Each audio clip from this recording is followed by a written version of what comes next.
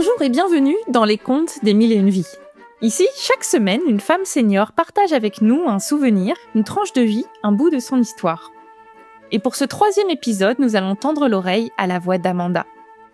Amanda a 75 ans et nous parle du 11 septembre 1973. Ce jour-là, le gouvernement de Salvador Allende au Chili est renversé par un coup d'État. Augusto Pinochet prend le pouvoir, instaure une dictature militaire et met en place une traque aux militants contestataires. L'épisode de la semaine est donc une histoire de doute et de peur, mais aussi de courage, d'espoir et de solidarité. Alors installez-vous confortablement, l'histoire commence. Le 11 septembre, quand les gens ils disent c'est l'attentat des tours jumelles. Non, ce n'est pas uniquement les tours. C'est aussi le coup d'État au Chili par Pinochet. La différence avec les tours, c'est que c'est un 11 septembre. On ne l'a pas vraiment vu à la télévision, mais c'était aussi brutal. Le 11 septembre 73, c'était un mardi. Avec mon ex-mari, on habitait à 14 km à peu près du palais présidentiel. Il faisait un très beau soleil et tout d'un coup, tout s'est assombri. Il s'est mis à pleuvoir. Le palais présidentiel venait d'être bombardé par avion, par des militaires qui voulaient prendre le pouvoir. Le président Allende était à l'intérieur du palais présidentiel, puis il a été détruit. Ensuite, il a eu une polémique. Est-ce qu'il s'est suicidé? Est-ce qu'il a été assassiné? C'est resté sans réponse. Ou bien on cherche toujours la réponse. Le lendemain, le mercredi, on n'avait pas le droit de sortir. Le jeudi, ils nous ont donné quelques heures le matin pour faire des achats. Et enfin, le vendredi, on a eu le droit de se balader. Bien évidemment, tout le monde est allé au centre-ville. Dès l'extérieur, les médias disaient qu'on n'avait rien à manger, qu'il y avait la queue dans les magasins, et certes, il y avait la queue, que tout l'électroménager et les chaussures partaient à Cuba, et que tout manquait. Le marché noir marchait à 100%. Par exemple, je me souviens qu'une voisine qui achetait tellement de poulets qu'il devait les jeter à la poubelle.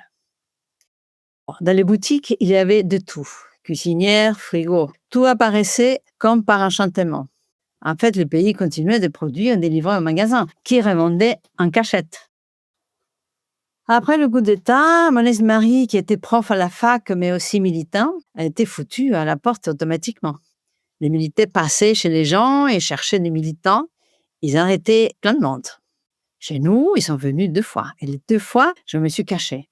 Je n'ai vu la tête d'aucun militaire.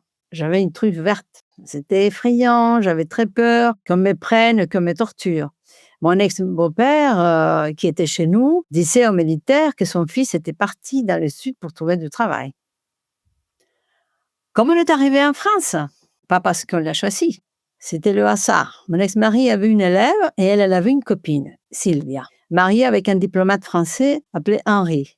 Ce monsieur travaillait pour la CEPAL, une branche de l'ONU en Amérique latine. Nous avions prévu de partir au Venezuela car mon ex-mari connaissait du monde là-bas, mais les choses se sont accélérées. Un jour, après avoir balayé le trottoir, j'ai oublié l'appel dehors. Un voisin nous a rapporté l'appel en disant à mon ex-mari: « Je vous rapporte l'appel malgré que vous soyez communiste. » Dans ce cas-là, tu lui dis merci, au revoir, parce que tu ne peux pas lui donner un coup de pelle. À partir de là, tout s'est accéléré. Mon ex-mari a retrouvé Sylvia près du consulat français. Il n'avait pris qu'un carton à dessin, car il dessinait, rien d'autre. Il ne pouvait pas avoir de sac, car cela aurait voulu dire qu'il comptait rester à l'intérieur du consulat. Donc, devenir réfugié, par la même occasion. Il a même laissé sa pièce d'identité au policier qui gardait l'entrée du consulat, afin de lui garantir qu'il ressortait. Il a ensuite échangé avec l'attaché culturel du consulat qui a expliqué aux policiers qu'ils organisaient une exposition d'art ensemble et qu'il lui fallait récupérer le papier d'identité. C'était pour préparer l'exposition. Une fois dans le consulat, et grâce à cet attaché culturel, il a pu m'inscrire sur la liste des réfugiés. À partir du moment où je figurais sur une liste à l'intérieur du consulat, je ne pouvais plus être dehors. J'étais officiellement devenue réfugiée.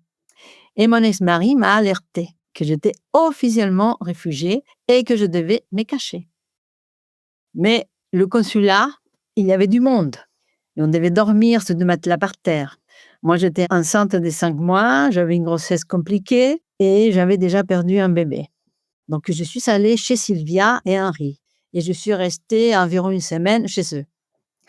Mais avant, je suis allée voir mes parents et ma tante pour leur dire au revoir. Ma tante m'a dit: «On ne se dit pas au revoir». Mon père, lui, était trop anéanti, il n'a rien dit. J'étais aussi terrorisée, j'avais très peur de l'inconnu. Je ne savais pas si j'allais revenir. Quand je pense aujourd'hui aux bateaux des migrants, à ces gens qui quittent leur famille, moi, ça me renvoie toujours 50 ans en arrière. Sauf que moi, je partais en avion. Un soir, Henri a voulu nous inviter, Sylvia et moi, au restaurant. Moi, je ne voulais pas quitter la maison parce que chez eux, j'étais protégée, puisque j'étais chez un diplomate. Lorsqu'on est arrivé au restaurant, on s'est installé en terrasse, avec la voiture garée juste devant en cas de problème. On pouvait se réfugier dans la voiture avec la plaque diplomatique. Mais j'étais si mal qu'Henri a simulé un cas critique. Il m'a prise dans ses bras, il a couru jusqu'à la voiture, ouvert la portière, il m'a installée dedans pour me rassurer. Un autre jour, Henri nous a annoncé qu'il organisait une petite réception avec ses collègues. J'ai dit que je resterais dans la chambre. Mais encore une fois, il a refusé. Il m'a dit que je devais jouer le rôle de sa fille aînée, qui habitait à Paris.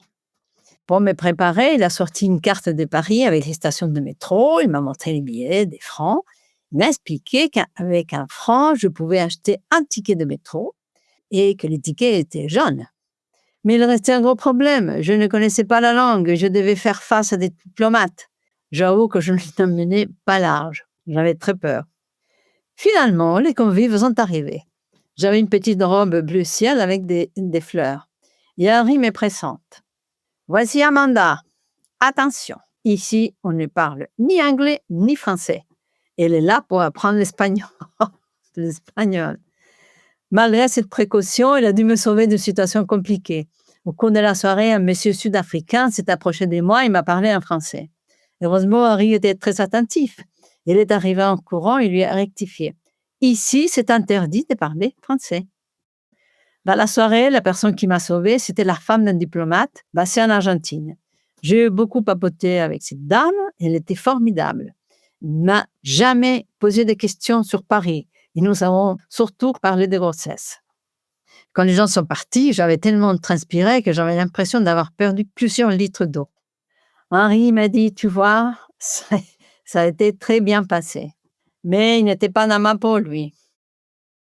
Au bout d'1 semaine, Sylvia m'a amenée au consulat dans la voiture diplomatique pour qu'on ne soit pas contrôlé par les policiers vigiles. On s'est fait une accolade, elle m'a souhaité bonne chance, elle m'a demandé une photo de l'enfant que je portais. Puis elle est repartie. Notre départ était prévu le 1er janvier 1974. Nous étions un groupe de 5 adultes, dont une dame qui voyageait avec 4 ou 5 enfants. Elle était française, alors on l'appelait la gringa. Ce matin-là, un bus devait nous amener à l'aéroport. Elle était garée en dehors du consulat et nous n'avions pas le droit de sortir. Alors l'attaché culturel avait dû charger seul tous nos bagages dans le bus. Mais notre escorte n'est jamais venue et les voyages étaient reportés. Peut-être qu'ils avaient trop fait la fête pour le nouvel an. Le lendemain, la gringa a pu partir de son côté avec ses enfants. Ils avaient tous un passeport français, ça simplifiait les choses. Avec les 13 autres adultes, nous sommes partis plus tard. L'attaché culturel nous a amenés dans la voiture diplomatique avec les petits drapeaux. Un motard devant et un motard derrière. Les motards passaient entre les bus et l'attaché disait « Mais comment ils pensent qu'on peut les suivre ?» Lorsqu'on est arrivé à l'aéroport, la douane a ouvert toutes les valises et a tout fouillé. Les personnels n'étaient pas d'accord avec le coup d'État. Ils ne pouvaient rien dire, mais on voyait à leur tête qu'ils étaient mal à l'aise. Il y avait quand même un gradé chilien qui a voulu nous humilier, car il savait que nous étions des réfugiés politiques. J'avais un petit sac avec un pull et des chaussettes, car c'était l'hiver en France. Et ce monsieur me l'a confisqué et mis en soute, à bagages. Résultat, j'ai eu très froid. Une autre anecdote à l'aéroport. À un moment, j'ai voulu aller aux toilettes. Mais on m'a assigné un militaire pour m'accompagner et il fallait laisser la porte ouverte. Heureusement, c'était un jeune. Même s'il obéissait aux ordres, entre ses dents, il m'a chuchoté « Madame, soyez tranquille, laissez juste la porte entrouverte. Ne vous inquiétez pas. » Il était armé, moi enceinte, je n'avais rien, je ne pouvais attaquer personne. Après être sorti des toilettes, je le remercie, il a juste hoché la tête. Au moment du décollage, l'avion était orienté de manière à ce que les accompagnateurs restés à l'aéroport ne voient pas les escaliers d'embarquement. L'attaché culturel nous a accompagnés jusqu'au pied de l'escalier. D'après lui, c'était trop dangereux qu'on sorte de son champ de vue. Il pouvait nous arriver quelque chose. Dans l'avion, nous étions clairement l'étiquette des réfugiés. Les hôtesses de l'air n'étaient pas agréables et je ne ressentais pas encore la liberté.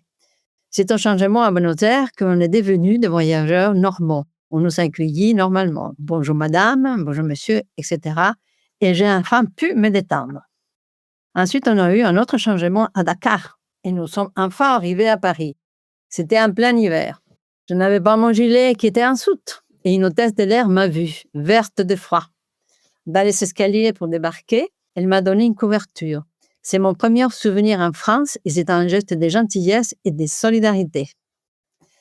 L'arrivée était quand même difficile. Une dame de la CIMAD, l'organisme qui s'occupe des droits des réfugiés, nous a amenés en taxi jusqu'au centre d'accueil.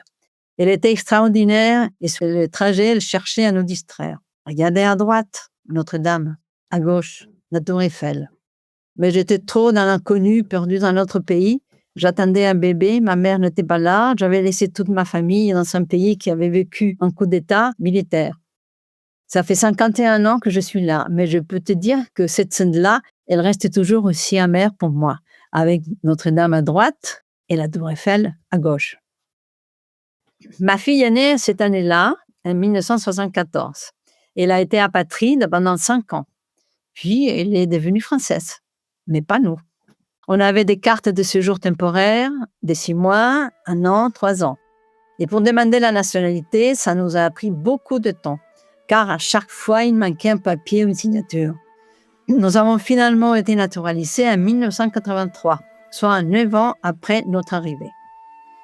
Et ce n'est qu'en 1987, 13 ans après avoir fui le Chili, que j'ai pu y retourner. Merci à Amanda d'avoir partagé avec nous ce fragment de vie et merci à vous, chers auditeurs, chères auditrices, d'avoir écouté ce 3e épisode des Contes des Mille et Une Vies. Si l'histoire d'Amanda ou ce podcast vous plaît, n'hésitez pas à en parler autour de vous, à vous abonner, à liker, noter, commenter cet épisode. Cela m'aiderait beaucoup et ça me ferait très plaisir. On se retrouve la semaine prochaine pour une nouvelle histoire, une nouvelle voix, un nouveau voyage parmi les contes des Mille et Une Vies.